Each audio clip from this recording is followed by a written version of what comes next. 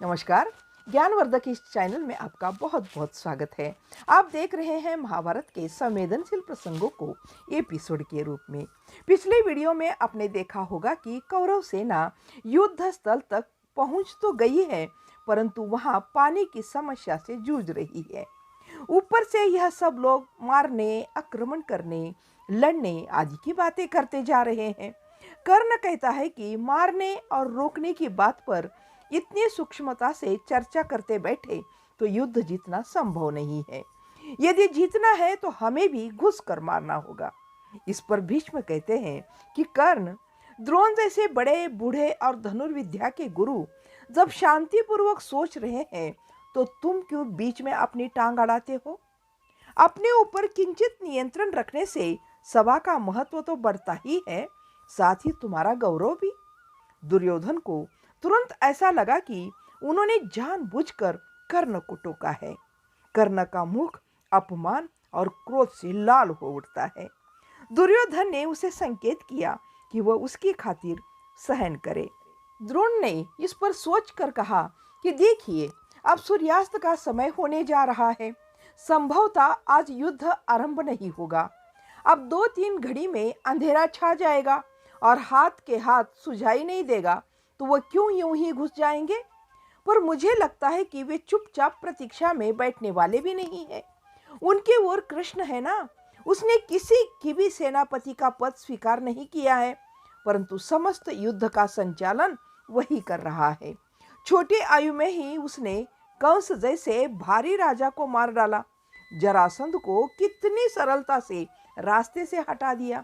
उसके तंत्र का प्रयोग करने के लिए बहुत साहस की आवश्यकता होती है। भीम, अर्जुन, सात्यकी, चेकितान आदि असाधारण साहसी उनके ओर है। बिजली के समान एक क्षण में अपना कार्य करना कृष्ण के तंत्र की एक सबसे बड़ी विशेषता है। मैं उसे पहले से ही देखता आ रहा हूँ।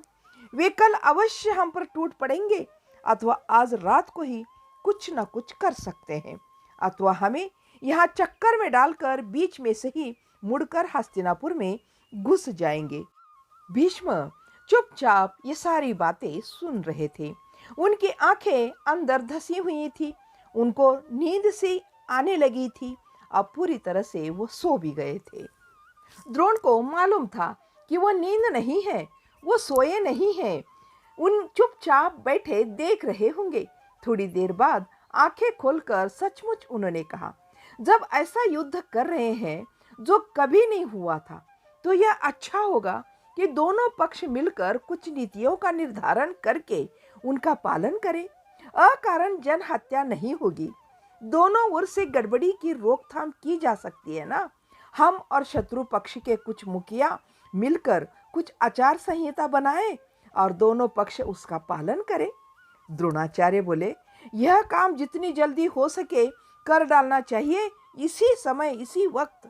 दुर्योधन ने उसका विरोध करते हुए कहा, जब युद्ध ही करने जा रहे हैं तो नियम कैसे? और इस समय तो उनसे मिलना मुझे बिल्कुल पसंद नहीं। इस पर भीष्म बोले, मुझे महासेनापति का पद देने के बाद युद्ध मेरी योजना के अनुसार चलेगा। यह बात आचार्य भी मान चुके थे। आचार्य ने भी तुरंत कहा, हाँ हाँ। भीष्म ने अपने पुरोहित को बुलाकर आज्ञा दी कि युद्ध को यथासंभव धर्म के अनुसार पर करना चाहिए। उसके नियमों का निश्चय करने के लिए हम पांडवों सेना से कुछ प्रमुखों से बात करना चाहते हैं, और कहाँ और कैसे यह तुम जाकर धर्मराज से पूछ कर आओ। यदि वे हमारे पास आना चाहे तो उन्हें बिना बंदी बनाए और बिना किसी प्रकार की चोट पहुंचाए सुरक्षित वापस पहुंचाना भीष्म का दायित्व है। साथ यह भी कह दो कि अगर वे आना नहीं चाहते तो मैं उनके शिविर में जाने को तैयार हूँ। रथ पर बैठकर जाओ और भीष्म का दूत कहते ही प्रहरी लोग तुम्हें धर्मराज तक पहुंचा देंगे। इसी समय जाकर कहो कि इस बात का निर्णय तुरंत हो जाना चाहिए। पुरोहित तुरंत चला गया। भीष्म ने कहा, उसे लौटने में कम से कम 6 घड़ी का समय चाहिए। इस समय आप सब जाकर अपने अपने शिविरों में विश्राम कीजिए। उस मंत्रणा स्थान से ही लगा हुआ उनका शिविर था। सबके चले जाने के बाद ही वही तकिए की टेक लगाकर आंखें मूंदकर वे बैठ गए और अन्य बातों की व्यवस्था करने दुर्योधन भी वहां से चला गया। कुछ देर बाद भीष्म ने सेवकों को बुलाकर संध्या के होम की व्यवस्था करने की आज्ञा दी। उनके अनुमान के अनुसार पुरोहित 7 घड़ी बाद लौटकर आया और बोला, धर्मराज आदि सभी लोगों ने आपको नमस्कार भेजा है और आपका तथा आचार्य आदि का कुशल क्षेम भी पूछा है। उन्होंने संदेश में भेजा है कि इस सूर्यास्त के 12 घड़ी बाद आपके शिविरों के बीच के मैदान में आपसे भेंट करने को वे तैयार है।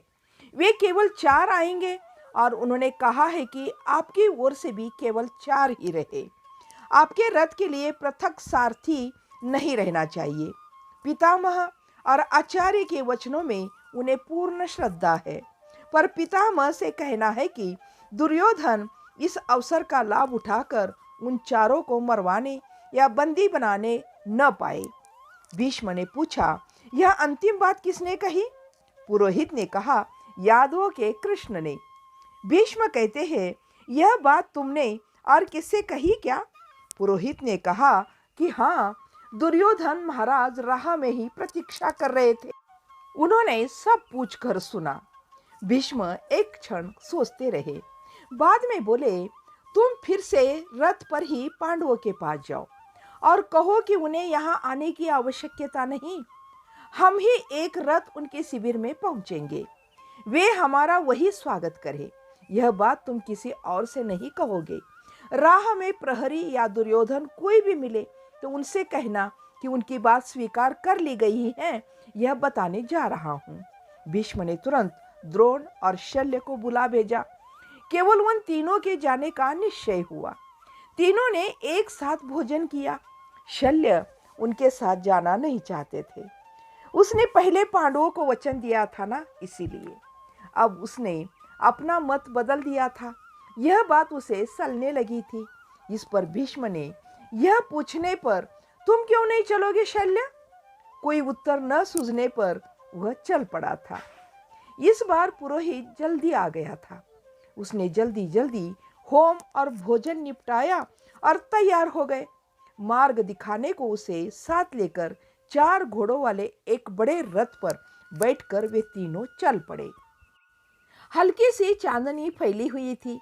चारों ओर भी धरती धुंधली सी दिखाई दे रही थी। जहां तहां पेड़ पौधे और घास दिख रहे थे। दोनों ओर के हाथी और घोड़ों की आवाजें सुनाई दे रही थी। मशाल जलाकर 2 घड़ी चलने के उपरांत पांडवों के शिविर के दिए दिखने लगे थे। कुत्ते भौंकने लगे थे।